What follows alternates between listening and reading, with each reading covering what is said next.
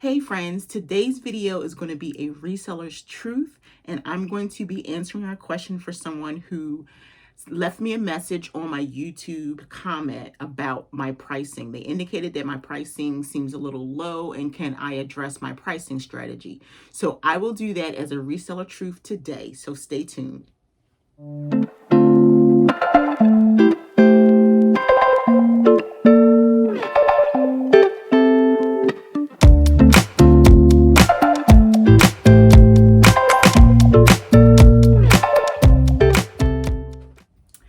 Hey friends, so as most of you know, I started the series and I started it on IGTV, but I wanted to expand it here to YouTube, and it's called Reseller Truth, and it's where I talk about the mistakes I've made, a lot of the things I've done in my reselling business, learning, growing, giving away money. And today I want to address a comment that was left yesterday for me on my right here on my YouTube channel, right? Someone asked me about my reselling pricing. They indicated that my pricing seemed a little bit low and they wanted to know my strategy. The truth is, there is no strategy to my pricing. When I first started off in the beginning, I literally was giving items away. I talk about that if you've listened to or listened to my podcast, or if you've watched my videos up until now, you know that I started off because my husband was a reseller. I didn't source in the beginning. Whatever he brought to me, I would go through and decide what I want to sell, and I would sell it. I started off selling things inexpensively because it was a straight up hobby. I had no desire to do the reselling full time because I did have a job that I actually liked. And then 2 years later, when I took on more responsibility at my job, I started to get stressed, and I decided that let me try this reselling business full time. So I started to be, in a sense, strategic, but not like really strongly strategic about my pricing. My husband Thomas, he sells on eBay on Poshmark. He is Posher Dude X. We do most of our sourcing from the bins or the Goodwill outlet, and we've been going to the outlet for many years. My children like it. It's a great place to just like dig through like a treasure hunt. And so I don't really mind going, except for the days where my allergies kind of get like crazy, but I have a mask for that. We all have a mask now, right? So going to the bins really kind of teach me that I didn't have to charge really high amounts for the items that I sold. And I actually learned that from my husband.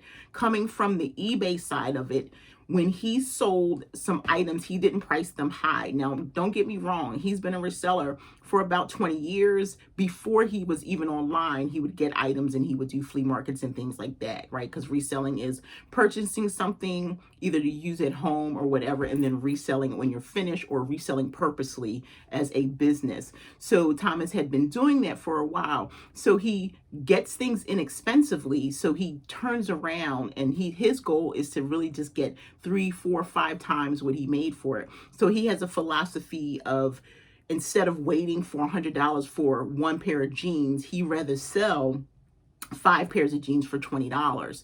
So I kind of adapted that a little bit. My strategy is a little bit different, excuse me, because I sell more women's and a little bit higher end, but I do like watch him because he does continue to get sales.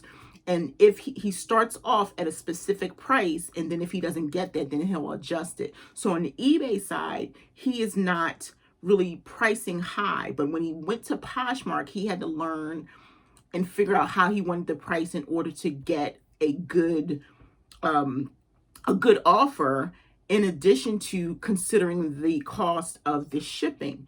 And so what we do when we go to the bins, everything's sold by the pound. So if you've never been to the outlet or the bins, I didn't know anything about the bins, them being called the bins, until I started reselling, seriously. To me, it's just been the outlet for almost 9 years.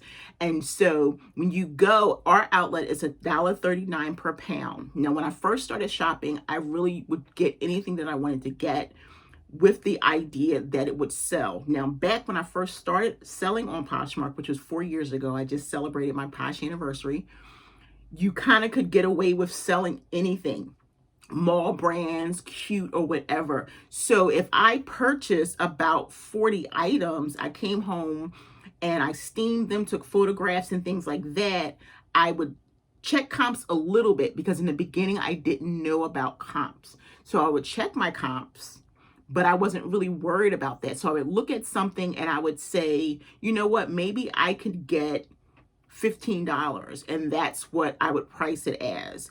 And then it would sell for $15. Now, back then the shipping was a little bit lower. I think it's gone up 3 times since I've been a seller on Poshmark. So taking that into consideration, but again, in the beginning, I was only doing it as a hobby.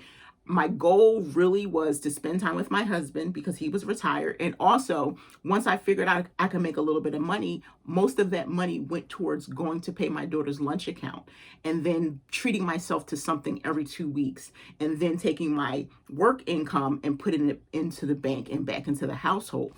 But once I became a serious seller, I started kind of looking at comps a little bit better. I started going to the retail stores and going to the mom and pop thrift stores and really looking for a little bit more quality items. I still kind of have the philosophy that I don't want to charge high amount for my items. So say for instance, I go to the outlet and I get 20 items. I used to get 50. I used to just go and source. But now I go with intention of really getting quality items. So if I go and get about 20 items, I have to be able to get at least $30 to $35 for the majority of the items, because you're going to find that cute, like Forever 21, you know that someone's going to buy it if it's blingy or if it's a cute little boot or something. But be prepared to only charge $20 for it, or maybe even, between 15 and 18. So I'm okay with that because I've only spent probably about 50-60 cents for it. If I go to the retail store, I'm only spending between $1 and $2. I try to only go to the retail store when there's sales. I don't just walk in and grab stuff. The only time I will do that if I'm looking for shoes, and I'm not spending more than $5 for shoes. In a lot of areas, it's really expensive, but one thing I will say about Delaware, the sourcing is phenomenal. I literally am surrounded by Goodwills, Plato's Closet, the Goodwill bins, tons of small little thrift stores. So I always have a plethora of places that I can go to source. So I really think about like what I spent on an item. So if I find like a good pair of boots, I can't even think of a name right now, and I only pay $5 for them. Literally, I don't think I've ever spent more than $5. Maybe once I spent $10. I think there were some I spent $10 for some long Converse sneakers. They were like boots, and I think I got about $50 for those. So that was a good investment, return of investment. But if I spend like $2 on something, I have the flexibility to decide what I want. Yes, I'm running a business, but I also have to remember I'm in competition with so many other people. So if I pick an item, I check my comps before I leave the store. If it's 40 items available, I'm going to take it if it comps well, especially if I have an extra large and the other items are only selling at a small, medium, or large. I have more of an opportunity to sell that extra large because people who are looking for that item have only found the small, medium, or large, and I have the golden ticket of the extra large, right?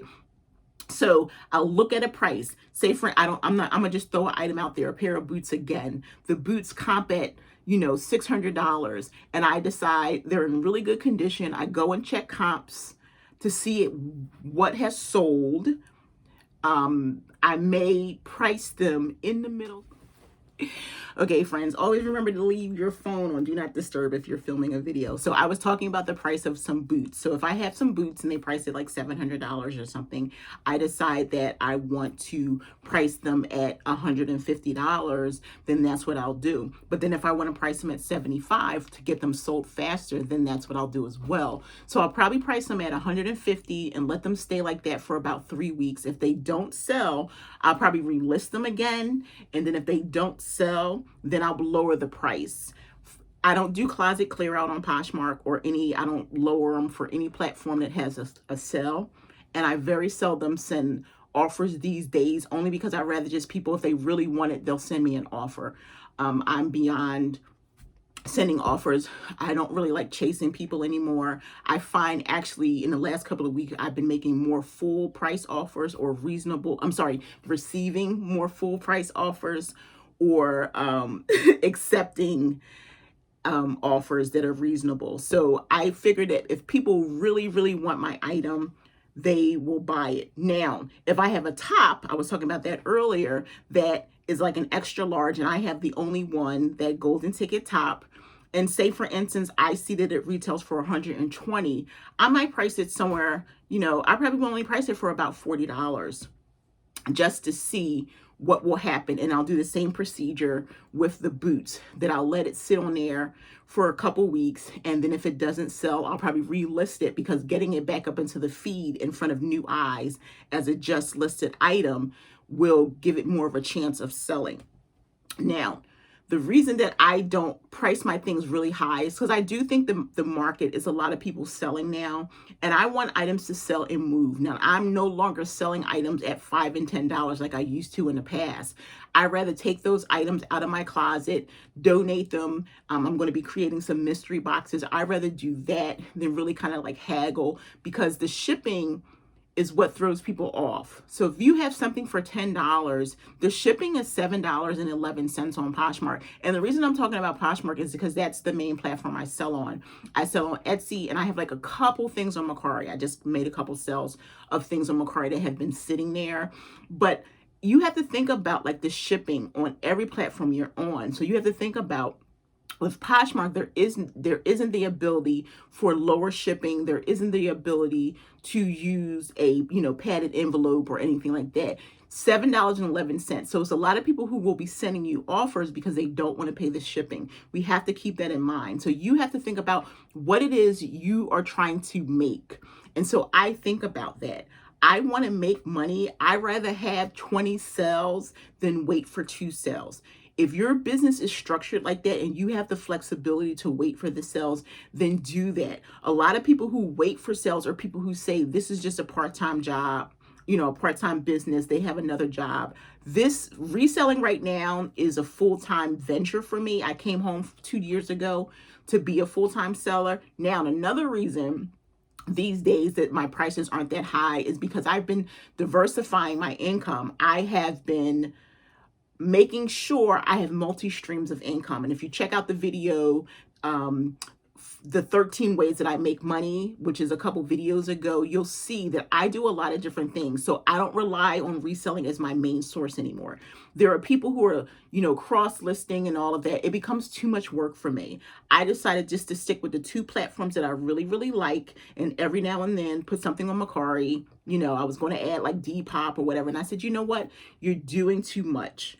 Stick with what you like, put the little bit of work into that, and then the income will come.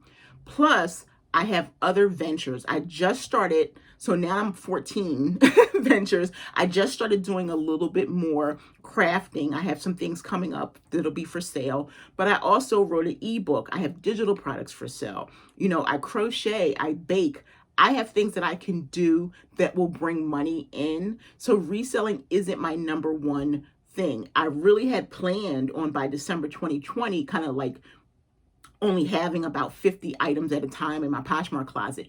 And that is so that I can remain on the platform. Okay. So to answer the question about my pricing, I don't think my pricing is low. I think it's competitive. I continue to get sales, at least 1 or 2 sales a day, which works for me money wise, in addition to my other ventures. And I say to you, you have to remember your why. Think about how much money you're trying to make and figure out that formula that's going to work for you. Okay. My trash truck is coming, so I want to